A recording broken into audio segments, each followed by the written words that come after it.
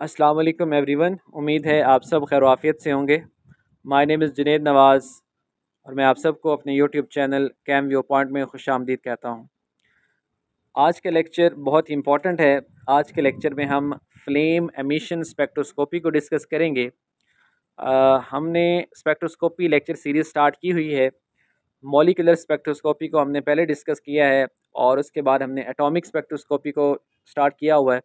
तो आज का लेक्चर जो है ये फ्लेम एमिशन स्पेक्ट्रोस्कोपी से रिलेटेड है। प्रीवियस लेक्चर में हमने डिस्कस किया था कि एटॉमिक स्पेक्ट्रोस्कोपी में क्या होता है कि उसमें हम इलेक्ट्रोमैग्नेटिक रेडिएशन की इंटरेक्शन को स्टडी करते हैं विद फ्री एटम्स, ठीक है।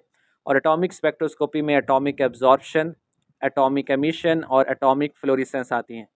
एटॉमिक एब्जॉर्प्शन को हमने प्रीवियस लेक्चर में डिस्कस किया। तो आज के लेक्चर में हम एटॉमिक एमिशन या जिसे हम फ्लेम एमिशन स्पेक्ट्रोस्कोपी भी कहते हैं इसको डिस्कस करेंगे, ठीक है। और इसके साथ साथ जो है हम डिस्कस करेंगे इसका जो है basic principle, instrumentation, inductively coupled plasma techniques जो हैं, ठीक है, इनको हम डिस्कस करेंगे। और एट द एंड जो है एडवांटेजेस, लिमिटेशंस और एप्लीकेशंस को भी डिस्कस किया जाएगा। तो इस लेक्चर को अंत तक ज़रूर देखिए। सबसे पहले हम देखते हैं कि फ्लेम एमिशन स्पेक्ट्रोस्कोपी क्या है, ठीक है।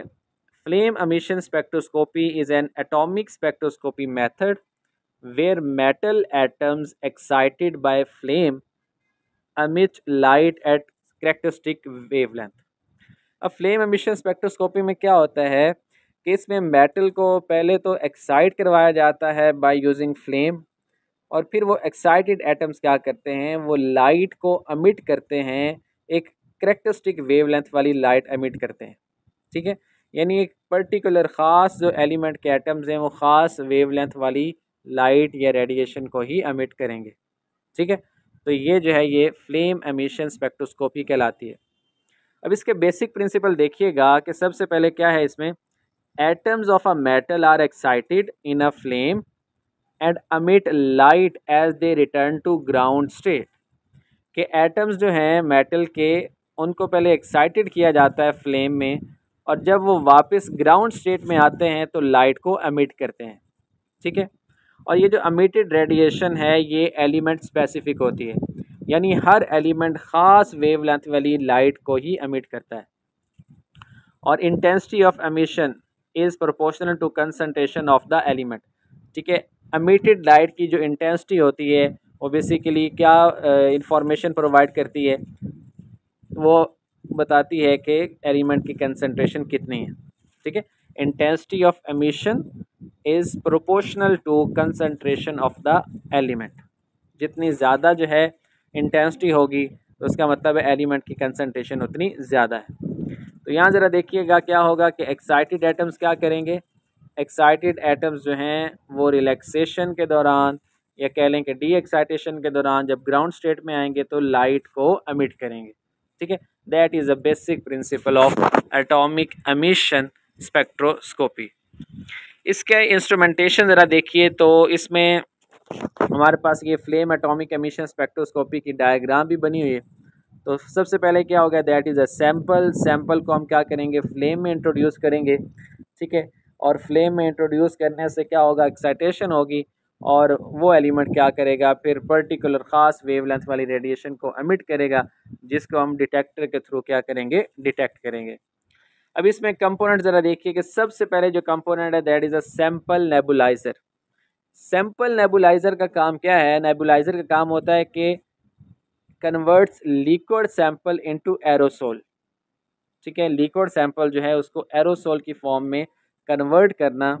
उसके बाद फ्लेम सोर्स है। फ्लेम सोर्स कॉमनली जो यूज़ होता है वो एयर एसिटाइलिन है या फिर नाइट्रस ऑक्साइड एसिटाइलिन फ्लेम को यूज़ किया जाता है।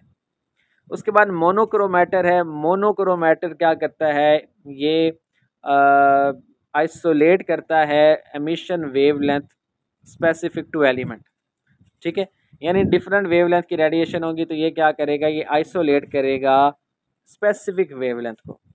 उसके बाद फोटो डिटेक्टर जो है, डिटेक्टर है, ये क्या करता है, फोटो डिटेक्टर का काम क्या है, डिटेक्टर का काम है कि ये एमिटेड लाइट की इंटेंसिटी को मेजर करे, ठीक है। और उसके बाद रीड आउट सिस्टम क्या करता है, वो एमिशन इंटेंसिटी को डिस्प्ले करता है ठीक है, जिसकी मदद से हम क्या करते हैं, कंसंट्रेशन को डिटरमिन करते हैं। ठीक है, तो इसमें बेसिक डिफरेंस क्या है एटॉमिक एब्जॉर्प्शन और एटॉमिक एमिशन में, कि एटॉमिक एब्जॉर्प्शन में डिटेक्टर के पास ट्रांसमिटेड लाइट जाती है।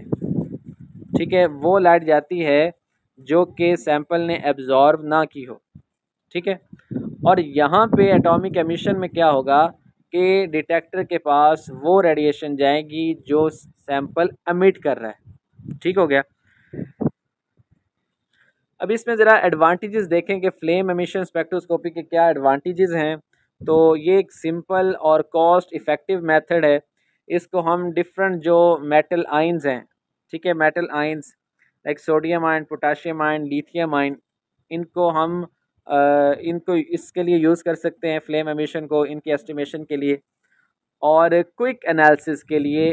ठीक है, रूटीन जो लैब वर्क है उसके लिए भी हम फ्लेम एमिशन को यूज़ कर सकते हैं। लिमिटेशन की बात करें तो ये लिमिटेड है जस्ट अल्कली और अल्कलाइन अर्थ मेटल्स के लिए। ठीक है, लो सेंसिटिविटी है compare to atomic absorption and ICP, यानी इंडक्टिवली कपल्ड प्लाज्मा टेक्निक और एटॉमिक एब्जॉर्प्शन स्पेक्ट्रोस्कोपी की कंपैरिजन में फ्लेम एमिशन स्पेक्ट्रोस्कोपी जो है ये लो सेंसिटिव है और इसकी पुअर सिलेक्टिविटी है। ठीक है, interference from background flame radiation, background flame radiation की वजह से क्या होता है, इंटरफेरेंस होती है जिसकी वजह से इसकी सिलेक्टिविटी जो है वो पुअर है। नेक्स्ट हम डिस्कस करते हैं जी इंडक्टिवली कपल्ड प्लाज्मा टेक्निक।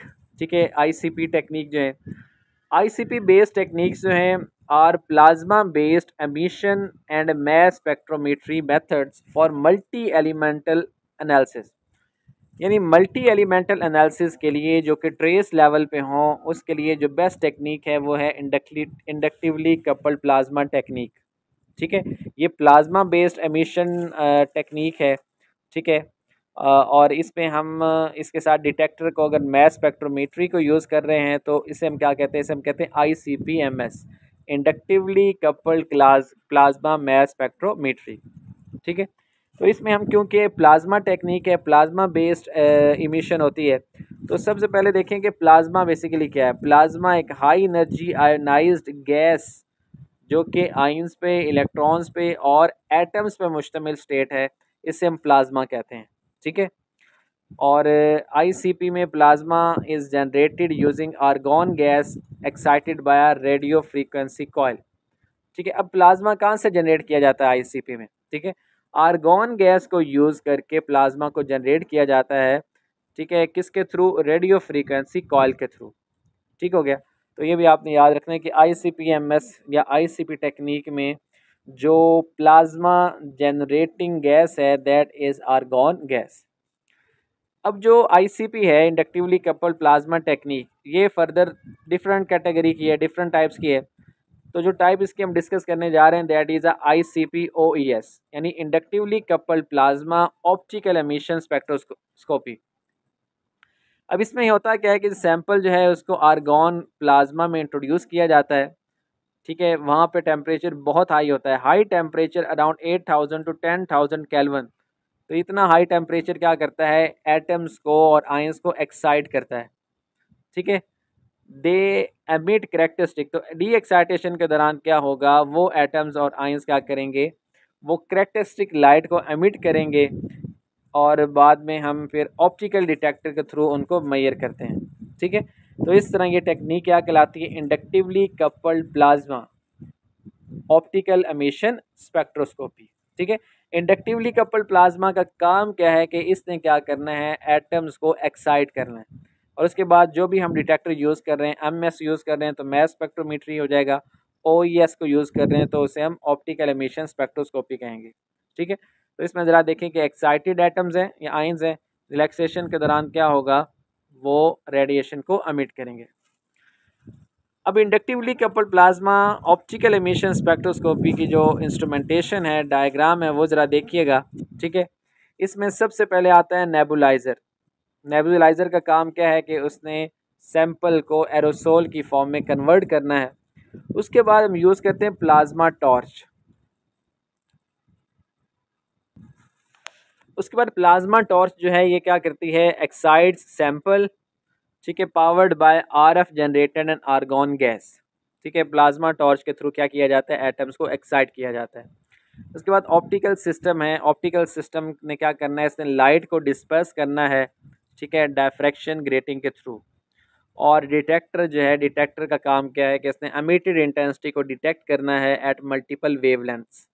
और एट देन कंप्यूटर सिस्टम क्या करता है, वो सिग्नल का कन्वर्ट करता है एलिमेंटल कंपोजिशन में।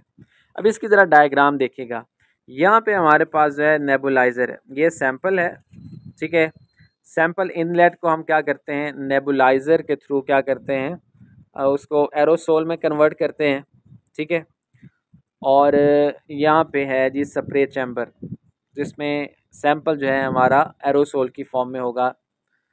उसके बाद आर्गॉन गैस है, तो आर्गॉन गैस को हम इंट्रोड्यूस कर रहे हैं रेडियो फ्रीक्वेंसी इंडक्शन कॉइल, ये आपको नज़र आ रही हैं आरएफ कॉइल्स, ठीक है। और ये कॉइल्स ट्यूब है।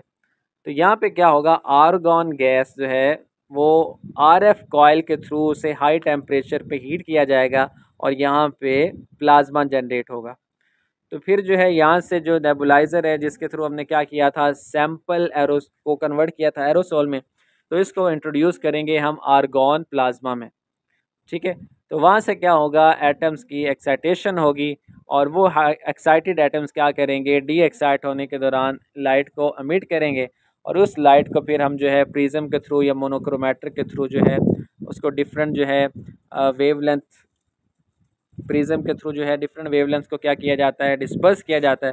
तो फिर डिटेक्टर क्या करेगा, उस वेवलेंथ की रेडिएशन को डिटेक्ट करके कंप्यूटर सिस्टम के थ्रू जो है वो हमारे पास रिजल्ट आएगा, ठीक। तो ये ओवरऑल जो है इंस्ट्रूमेंटेशन या कह लें कंपोनेंट्स हैं inductively coupled plasma optical emission spectroscopy के। इसके हम एडवांटेजेस डिस्कस करते हैं। तो मल्टी एलिमेंटल एनालिसिस के लिए इसको यूज़ किया जा सकता है, ठीक है।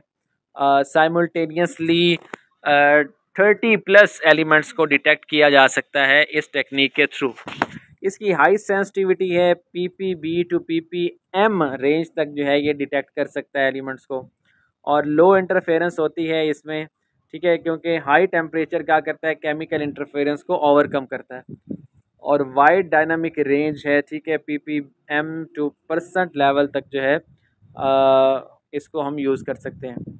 उसके बाद लिमिटेशन की बात करें, लिमिटेशन की तो हाई कॉस्ट है इसकी इंस्ट्रूमेंटेशन की एंड आर्गॉन गैस की।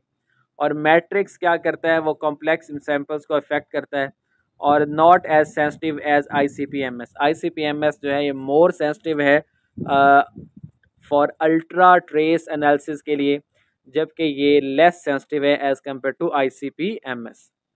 नेक्स्ट है वो हम डिस्कस करते हैं जी ICP-MS को। अभी हमने ICP-OES को, inductively coupled plasma mass spectrometry. अब इसका जो बेसिक प्रिंसिपल है इसमें क्या है कि हम इंडक्टिवली कपल्ड प्लाज्मा के थ्रू जो है एटम्स को एक्साइट करते हैं, ठीक है। और उसके बाद जो डिटेक्टर है वो हम यूज़ कर रहे हैं मैस स्पेक्ट्रोमीटर, ठीक है, जिसमें जो आइंस हैं उनको फ़िल्टर किया जाता है मैस टू चार्ज रेशो की बेस पे, ठीक है। जबकि प्रीवियस टेक्निक जो ICP-OES है उसमें क्या होता है, उसमें ऑप्टिकल एमिशन जो है, ठीक है, ऑप्टिकल एमिशन उसको डिटेक्टर्स के थ्रू जो है वो डिटरमिन किया जाता है। अब इसकी ज़रा इंस्ट्रूमेंटेशन देखिएगा। इसमें सबसे पहले जो है हमारे पास यहाँ पे हमारे पास सैंपल है, नेबुलाइज़र है, टॉर्च है, ठीक है, ICP टॉर्च। और उसके बाद यहाँ पे जो है रिएक्शन सेल है, क्वाड्रपोल मैस स्पेक्ट्रोमीटर है और एट द एंड जो है वो डिटेक्टर है, ठीक है। तो वन बाय वन देखिएगा। प्लाज्मा टॉर्च का काम क्या है, इसका काम है कि एटम्स जो हैं उनको, उनकी एटमाइजेशन और साथ ही साथ उनकी आयनाइजेशन, सैंपल को आयनाइज करना। जब सैंपल आयनाइज होगा तो वो आइंस में कन्वर्ट होगा, फिर आइंस को जो है हम मैस टू चार्ज रेशियो की बेस पे डिटरमिन करेंगे। उसके बाद इंटरफेस रीजन जो है, इसमें क्या होता है कि इसमें आइंस को ट्रांसपोर्ट किया जाता है इनटू हाई वैक्यूम सिस्टम, ठीक है। उसके बाद मैस एनालाइज़र जो है यानी क्वाड्रपोल या टाइम ऑफ फ्लाइट, ठीक है, ये क्या करते हैं, ये आइंस को सेपरेट करते हैं मैस टू चार्ज रेशो की बेस पे, ठीक है। क्वाड्रपोल मैस स्पेक्ट्रोमीटर हो या time of flight mass spectrometer हो, ठीक है, इनका काम क्या है कि आइंस को मैस टू चार्ज रेशो की बेस पे सेपरेट करना। और उसके बाद इलेक्ट्रॉन मल्टीप्लायर के थ्रू जो है उन आयंस को डिटेक्ट किया जाता है और वहाँ से उनकी इंटेंस जो है आयंस की बेस पे करंट जनरेट होता है और करंट जो है फिर वो फर्दर जो है सिग्नल में कन्वर्ट होता है। तो इन दोनों टेक्निक्स में ठीक है बेसिकली क्या है कि एक में हम लाइट जो है एमिटेड लाइट उसको कर रहे हैं डिटरमन, और ICP-MS में क्या होता है कि जो आइंस हैं उनकी मास टू चार्ज रेशो को डिटरमन किया जाता है। अब इसकी एडवांटेजेस ज़रा देखिएगा ICP-MS में। इसके जो एडवांटेजेस हैं कि ये अल्ट्रा ट्रेस एनालिसिस के लिए इसको यूज़ किया जाता है पार्ट्स पर ट्रिलियन तक, ठीक है, और आइसोटॉपिक एनालिसिस के लिए भी इसको यूज़ किया जाता है और जो कि यूज़फुल है रेडियो आइसोटॉप और ट्रेस स्टडीज़ के लिए। और ये फास्ट एनालिसिस है, इसमें 60+ एलिमेंट को इन अ मिनट डिटेक्ट किया जा सकता है। लिमिटेशन की बात करें तो इंस्ट्रूमेंट और मेंटेनेंस बहुत एक्सपेंसिव होती है। इसमें आइसोबारिक इंटरफेरेंस होती है फॉर पॉली एटॉमिक, और इसको ऑपरेट करने के लिए जो है स्किल्ड ऑपरेटर रिक्वायर्ड होते हैं। तो ये चंद लिमिटेशंस हैं ICP-MS की। यहाँ पे हम कंपेयर कर लेते हैं एटॉमिक एब्जॉर्प्शन, फ्लेम एमिशन, इसके अलावा ICP-OES और ICP-MS को, ठीक है। तो ये आज के लेक्चर की जो है कंप्लीट समरी जो है, इसको आप तवज्जो से देखें तो सारा लेक्चर जो है आपको समझ में आ जाएगा। अच्छा, इसमें देखें तो सबसे पहले डिटेक्शन की बात करें तो एटॉमिक एब्जॉर्प्शन में हम एब्जॉर्बेंस को, फ्लेम एमिशन में एमिशन को, एटॉमिक ICP-OES में एमिशन को, जबकि ICP-MS में हम मास टू चार्ज रेशियो को मेजर करते हैं। ठीक हो गया। उसके बाद इनके जो एलिमेंट्स है, एटॉमिक एब्जॉर्प्शन में एक एलिमेंट एक टाइम में, one element at a time. Flame emission जो है ये लिमिटेड है जस्ट किसके लिए, अल्कली और अल्कलाइन अर्थ मेटल्स के लिए। और OES में मल्टी एलिमेंट एनालिसिस होता है और ICP-MS में भी मल्टी एलिमेंट एनालिसिस होता है। उसके बाद हम बात करते हैं सेंसिटिविटी की। सेंसिटिविटी की बात करें तो पार्ट्स पर मिलियन टू पार्ट्स पर बिलियन तक हम एटॉमिक एब्जॉर्प्शन में मेजर कर सकते हैं। फ्लेम एमिशन की जो है सेंसिटिविटी पार्ट्स पर मिलियन तक है। ICP-OES की पार्ट्स पर बिलियन टू पार्ट्स पर ट्रिलियन, और जबकि सबसे ज़्यादा जो सेंसिटिविटी है वो ICP-MS की है, पार्ट्स पर ट्रिलियन टू पार्ट्स पर क्वाड्रेट। ठीक है। उसके बाद स्पीड की बात करें तो एटॉमिक एब्जॉर्प्शन मॉडरेट है, फ्लेम एमिशन फास्ट है, ICP-OES वेरी फास्ट है और ICP-MS भी फास्ट है। कॉस्ट जो है एटॉमिक एब्जॉर्प्शन स्पेक्ट्रोमीटर जो है इसकी कॉस्ट लो है as compare to other. Flame emission, ICP-OES और ICP-MS सब की जो है वो कॉस्ट क्या होती है, काफ़ी हाई होती है। और इंटरफेरेंस की बात करें तो एटॉमिक एब्जॉर्प्शन स्पेक्ट्रोस्कोपी में जो इंटरफेरेंस मॉडरेट लेवल की होती है, और सबसे लो जो इंटरफेरेंस है वो ICP-OES की है, और जबकि सबसे ज़्यादा इंटरफेरेंस जो है वो होती है फ्लेम एमिशन स्पेक्ट्रोस्कोपी में। तो ये ओवरऑल जो है इनका कंपैरिजन है। इसमें मेन चीज़ आपने याद करनी है कि किस टेक्निक में क्या चीज़ डिटेक्ट की जाती है। नेक्स्ट है हमारे पास एप्लीकेशंस हैं ICP-OES और ICP-MS की। इसको ज़रा देखिएगा। फार्मास्यूटिकल क्वालिटी कंट्रोल के लिए यूज़ किया जा सकता है। ड्रिंकिंग वाटर एनालिसिस में आर्सेनिक, लेड और मर्करी की एस्टिमेशन के लिए इस टेक्निक को यूज़ किया जा सकता है। सॉइल एंड फर्टिलाइज़र कंपोजिशन और माइनिंग एंड मेटलर्जी में भी इसकी एप्लीकेशन है। ICP-MS जो है इसको clinical labs, toxic metals in blood और यूरिन, इनको डिटरमिन करने के लिए यूज़ किया जाता है। न्यूक्लियर और आइसोटॉपिक स्टडीज़ के लिए, फूड सेफ्टी और इन्वायरमेंटल बायो मॉनिटरिंग के लिए ICP-MS को यूज़ किया जाता है। तो आज का हमारा जो ओवरऑल लेक्चर है ये फ्लेम एमिशन स्पेक्ट्रोस्कोपी से रिलेटेड है, ठीक है, जिसमें हमने inductive couple plasma, optical emission और मास स्पेक्ट्रोमेट्री इसको डिस्कस किया है, और एट द एंड जो है इनकी कुछ एप्लीकेशंस को डिस्कस किया है। उम्मीद करता हूँ कि आज का लेक्चर जो है इसकी आपको समझ आई होगी। इंशाल्लाह नेक्स्ट लेक्चर में फिर हाज़िर होंगे। अपना बहुत सा ख्याल रखें।